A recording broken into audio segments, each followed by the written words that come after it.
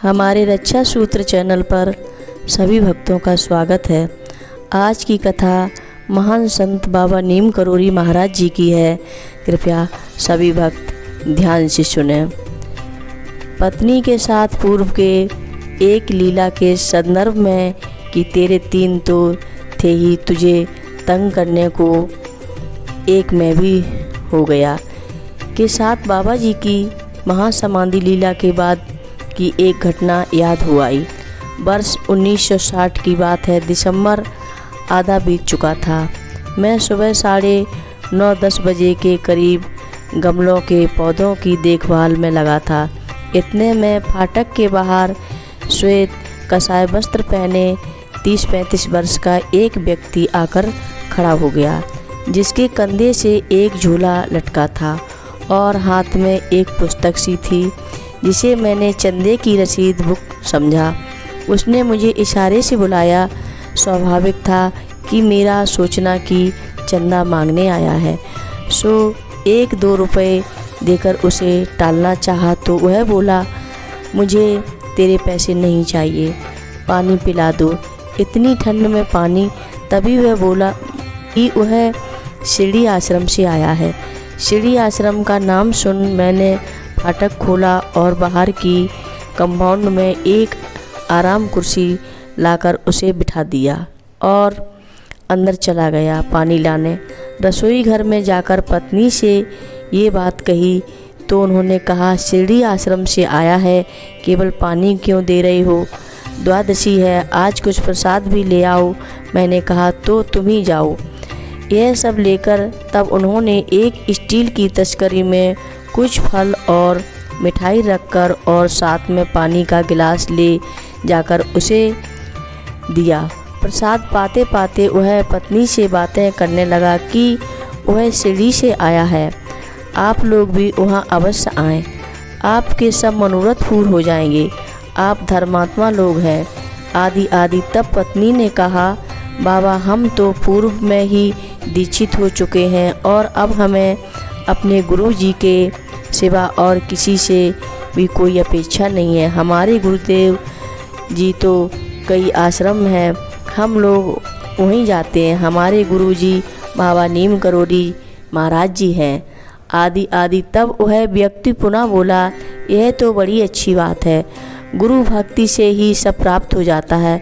पुनः बोला, तुम्हारे 3 बेटे हैं, 2 तो ठीक हैं पर एक कुछ चंचल है, एक और भी बेटा है तुम्हारा, वो जो दूर से तुम्हारी सेवा करता है। उस वक्त इस चौथे बेटे की बात से मेरा मन तो ध्यान अपने भतीजे रब्बू की ही तरफ गया। अपने तीसरे बेटे से कह देना कि अप्रैल में उसे नया काम मिल जाएगा, पर उसे चेता देना कि साझे में कुछ भी काम न करे, ना व्यापार। तब पत्नी ने सोचा कि ऐसी बातें कहकर हमें मोहित करना चाहता है, तो बोली, तुम भी तो मेरे बेटे के समान हो, हमें तो बस अपने बाबा जी का ही भरोसा है, वे ही सब संभालेंगे। ये थोड़ी सी कुछ भेंट स्वीकार करो। और उसके झोले में 11 रुपए और कुछ फल डाल दिए।